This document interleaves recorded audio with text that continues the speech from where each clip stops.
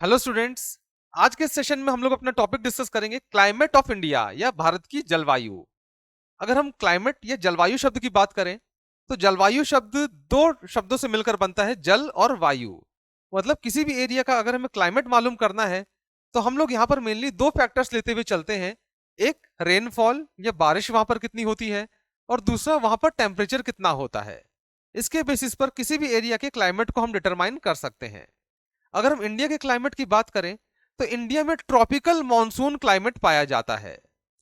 तो आइए उसको हम लोग समझते हैं कि इंडिया में किस तरह का क्लाइमेट पाया जाता है। इंडिया के क्लाइमेट का नाम है ट्रॉपिकल मॉनसून क्लाइमेट, या इसको हिंदी में कहते हैं उष्ण कटिबंधीय मानसून जलवायु।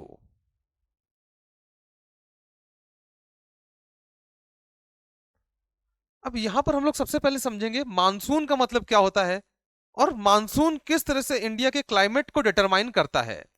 अगर हम भारत की जलवायु की बात कर रहे हैं तो इंडिया के क्लाइमेट के डिटर्मिनेशन में मॉनसून की बहुत अहम भूमिका होती है।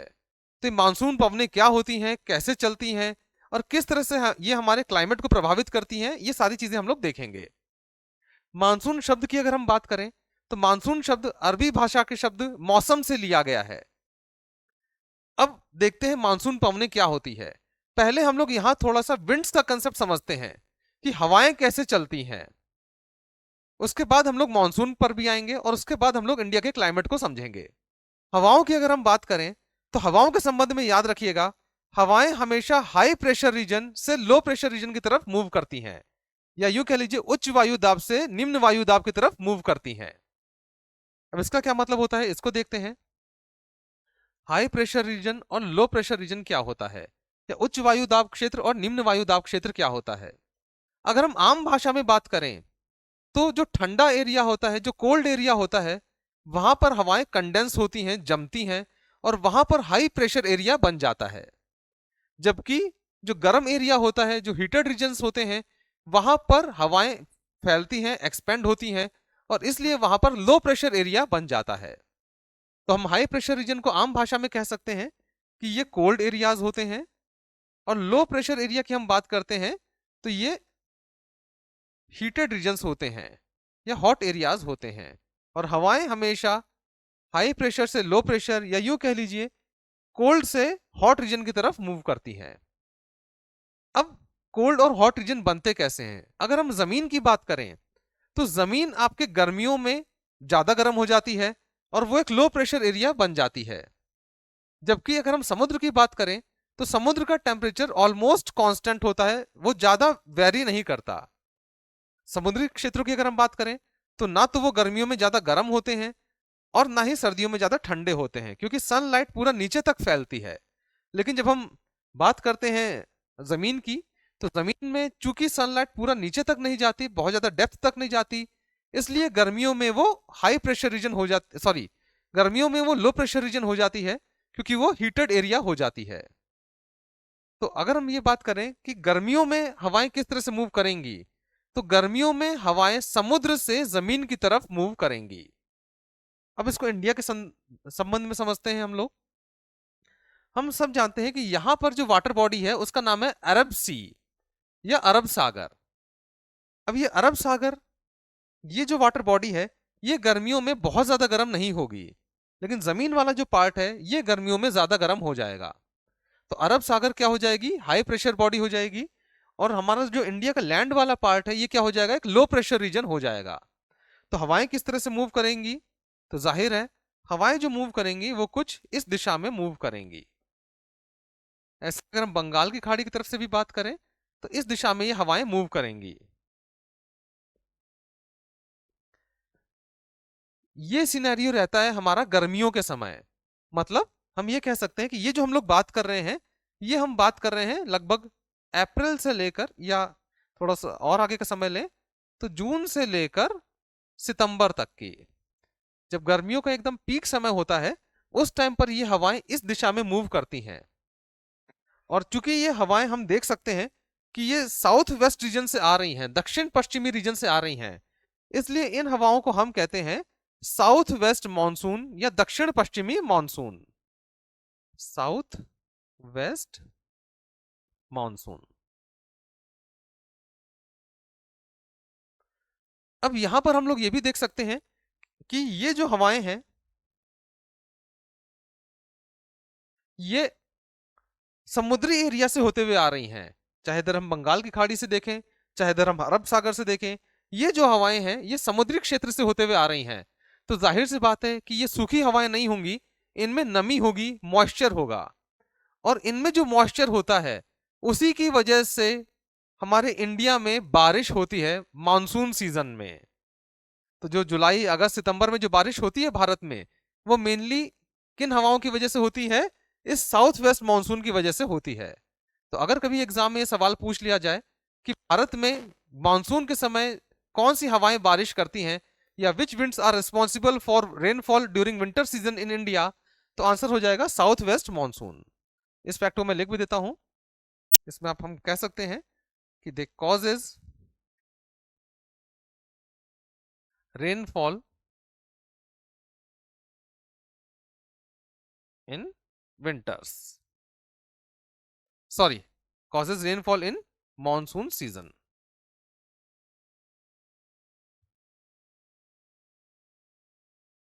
तो अगर कभी एग्जाम में सवाल पूछा जाए कि कौन सी हवाएं मानसून सीजन में बारिश करती हैं, तो आंसर हो जाएगा साउथ वेस्ट मानसून पवने। चलिए, ये तो हो गई गर्मियों की बात। अब आगे हम लोग थोड़ा सर्दियों की बात करते हैं। सर्दियों में मानसून हवाएं किस तरह से मूव करती हैं? अगर हम बात करते हैं सर्दियों की, तो सर्दियों में देखिए क्या सिनेरियो रहता है। सर्दियों की हम लोग यहां बात कर रहे हैं, तो हम लोग यहां पर मुख्य रूप से बात कर रहे हैं अक्टूबर से लेकर लगभग दिसंबर के टाइम की। अब इस टाइम पर क्या सीन रहता है? तो हमने डिस्कस किया था कि सर्दियों में जमीन और ठंडी हो जाती है, तो इस प्रकार से जमीन क्या बन जाती है? आपका एक हाई प्रेशर रीजन बन जाती है। तो जमीन हो गई आपकी हाई प्रेशर रीजन, और ये जो नियर बाई वाटर बॉडीज होंगी ये क्या हो जाएंगी? ये लो प्रेशर रीजन हो जाएंगी। तो इस तरह से हम देख सकते हैं कि जमीन जो कि ठंडी हो जाती है सर्दियों में, तो ये हाई प्रेशर या निम्न उच्च वायु दाब क्षेत्र बन जाता है। और जो आपके ये जलाशय हैं, जो वाटर बॉडीज हैं, समुद्र हैं, अरेबियन सी वगैरह, ये लो प्रेशर रीजन या निम्न वायु दाब क्षेत्र बन जाता है। तो जाहिर है हवाएं कहां से कहां की तरफ मूव करेंगी? ये मूव करेंगी जमीन से समुद्र की तरफ, और भारत के ऊपर भी जमीन वाला ही हिस्सा है, तो यहां से ये हवाएं आती हैं। चीन, मंगोलिया, रशिया, यहां से होते हुए हवाएं आती हैं, और इन्हें हम कहते हैं नॉर्थ ईस्ट मानसून या उत्तर पूर्वी मानसून। तो ये जो हवाएं हम देख रहे हैं इन्हें हम क्या कहते हैं? इन्हें हम कहते हैं नॉर्थ ईस्ट मानसून या उत्तर पूर्वी मानसून। और इन्हीं नॉर्थ ईस्ट मानसून को रिट्रीटिंग मानसून भी कहते हैं। रिट्रीटिंग मानसून का मतलब होता है वापस लौटता हुआ मानसून। तो नॉर्थ ईस्ट मानसून को और क्या कहा जाता है? रिट्रीटिंग मानसून भी कहा जाता है।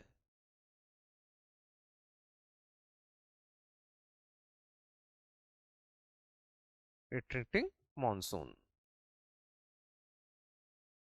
अब देखिए इन हवाओं का क्या प्रभाव पड़ता है उसको समझते हैं। सबसे पहली बात तो हम देख सकते हैं कि ये जो हवाएं हैं ये ड्राई विंड्स हैं, क्योंकि ये ड्राई एरिया से होकर आ रही हैं।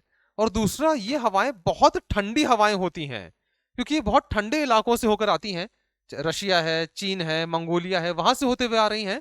तो ये हवाएं बहुत ठंडी होती हैं, लेकिन ये हवाएं पूरी तरह से भारत में एंटर नहीं कर पाती। क्यों नहीं कर पाती? क्योंकि यहां पर हिमालय इन्हें रोक लेता है। तो हम लोग जानते हैं यहां पर हिमालय पर्वत श्रेणी है, और हिमालय से पहले यहां पर तिब्बत का पठार भी पड़ता है। इसकी वजह से ऑब्स्ट्रक्शन क्रिएट होता है, अवरोध बनता है, और ये हवाएं पूरी तरह से भारत में एंटर नहीं कर पाती।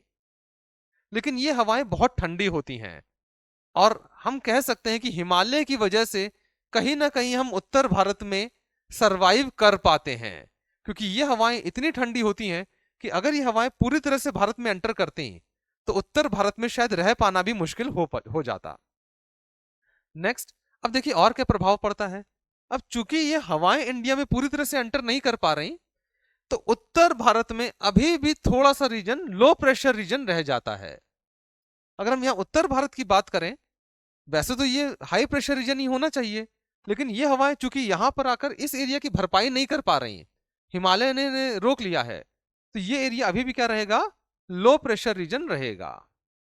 अब ये लो प्रेशर रीजन है, निम्न वायु दाब क्षेत्र है, तो जाहिर सी बात है कहीं ना कहीं से हवाएं आनी चाहिए इस जगह को भरने के लिए। तो इस जगह को भरने के लिए हवाएं आती हैं, लेकिन वो कहां से आती हैं, वो यहां मेडिटेरेनियन सी या भूमध्य सागर से होते हुए आती हैं। इसको समझते हैं हम। तो यहां पर अफ्रीका के पास काफी आगे जाकर एक सागर है जिसका नाम है मेडिटेरेनियन सी या भूमध्य सागर, और वहां से हवाएं भारत में आती हैं। एक बार मैं बता देता हूं, फिर उसको और समझाऊंगा आपको। तो ये कुछ हवाएं हैं जो भारत में आती हैं, ये आती हैं आपका भूमध्य सागर से, या इंग्लिश में इसको कहें तो मेडिटेरेनियन सी।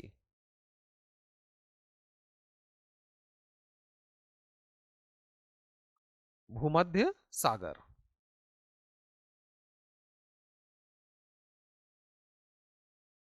तो ये हवाएं आकर या उत्तर भारत में इस लो प्रेशर एरिया की भरपाई करती हैं। अब ये जो हवाएं हैं, ये हम देख रहे हैं कि एक वाटर बॉडी से आ रही है, भूमध्य सागर से होकर आ रही है।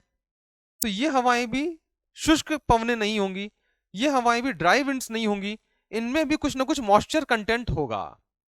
इन हवाओं को हम कहते हैं वेस्टर्लीज या पछुआ पवनें, और ये वही हवाएं हैं जो सर्दियों में बारिश के लिए जिम्मेदार होती हैं। तो इन हवाओं को क्या कहा जाता है, तो याद रखिएगा इन हवाओं को कहा जाता है वेस्टर्लीज, वेस्टर्लीज या पछुआ पवनें। और ये हवाएं उत्तर भारत में सर्दियों के दौरान बारिश करती हैं। ये सवाल भी कई बार पूछा जाता है कि सर्दियों में बारिश करने वाली पवनें कौन सी होती हैं, तो इसका आंसर होता है वेस्टर्लीज या पछुआ पवनें। इस पॉइंट को भी मैं लिख देता हूं, इधर लिख देते हैं, कॉजेज विंटर रेनफॉल।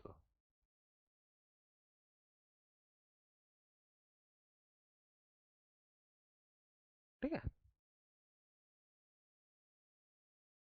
तो ये जो वेस्टर्लीज है या जो पछुआ पवनें हैं, ये सर्दियों के दौरान बारिश करती हैं। चलिए और कुछ कंसेप्ट है उसको भी हम लोग यहां पर समझते हुए चलते हैं। अब हम लोग देख रहे हैं कि ये जो हवाएं हैं, ये हवाएं north east monsoon, north east region से आती हैं। इंडिया में भी ये नॉर्थ ईस्ट रीजन से ओरिजिनेट होती हैं, और यहां से बंगाल की खाड़ी से नमी लेते हुए आगे बढ़ती हैं, और यहां पर आता है तमिलनाडु का कोरोमंडल तट। यहां पर तमिलनाडु है, तमिलनाडु का जो तटीय क्षेत्र है उसका नाम है कोरोमंडल तट। तो यहां पर ये कोरोमंडल तट में सर्दियों में बारिश करती हैं। तमिलनाडु के जो कोस्टल रीजन्स हैं जैसे चेन्नई है, तूतीकोरिन है, वहां पर आप अक्सर सुनेंगे कि सर्दियों में बहुत बारिश होती है, और सर्दियों में अक्सर चेन्नई वगैरह में बाढ़ भी बहुत आती है। उसका कारण क्या है, ये नॉर्थ ईस्ट मानसून पवने। तो नॉर्थ ईस्ट मानसून बंगाल की खाड़ी से मॉइस्चर लेकर यहां पर ये बारिश करता है, बारिश करती है हवाएं, और इस वजह से सर्दियों में तमिलनाडु में बहुत बारिश होती है। एक फैक्ट और है जो कि थोड़ा सा मिस हो गया, उसको भी देख लेते हैं हम लोग। कई बार एग्जाम में यह सवाल पूछा जाता है इस साउथ वेस्ट मानसून के संबंध में कि पहला राज्य कौन सा है भारत का जहां पर ये साउथ वेस्ट मानसून पवनें आती हैं, तो इसका आंसर हो जाएगा केरला। यहां पर केरल राज्य है, और केरल राज्य में हम ये मानते हैं कि सबसे पहले साउथ वेस्ट मानसून पवनें एंटर करती हैं। तो स्टूडेंट्स, इस तरह से मुझे उम्मीद है कि आपको south west monsoon, north east monsoon, इनका कंसेप्ट समझ में आया होगा, और ये सेशन आपको जरूर पसंद आया होगा। अगर आप इसी प्रकार की वैल्यूएबल इंफॉर्मेशन लेना चाहते हैं और अपने एग्जाम में अपनी तैयारी को और मजबूत करना चाहते हैं, तो जुड़िए हमारे साथ निम्बस लर्निंग पर, और वहां पर इसी तरह का वैल्यूएबल कंटेंट लेते जाइए और अपनी तैयारी को सुनिश्चित करते जाइए। Okay students, so thank you and keep learning nimbus learning. If you really like the video, please hit the like button, share the video, subscribe to our YouTube channel and press the bell icon for the latest updates. Thank you.